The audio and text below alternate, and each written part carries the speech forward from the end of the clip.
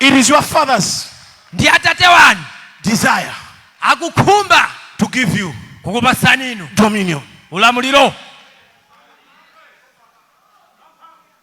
God wants you to have dominion. When you have dominion, you be like Moses in the court of Pharaoh. You don't have an army, but you have got dominion. You walk with dominion. When you have dominion, you be like Gideon, one man, and defeat the Midianites.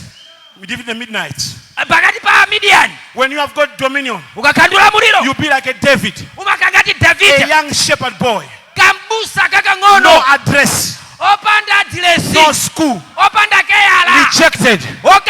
But because you have got dominion, you look at the Goliath, you say, who is this one? The uncircumcised Philistine who cannot have a covenant with God. You said, you come to me with a javelin, with a sword, but I come to you in the name of the Lord. David says, I don't have the money, I don't have the weapons, I don't have the equipment, but I have got the name of the Lord. David says, because of the Lord I killed a bear, because of the Lord I killed a lion, and this Goliath shall become like one of them. When you have got dominion, you are not afraid of what is ahead of you. They can throw stones on you, but you have got dominion. Everybody was afraid of Goliath, but David had a covenant with God because he had dominion over his life.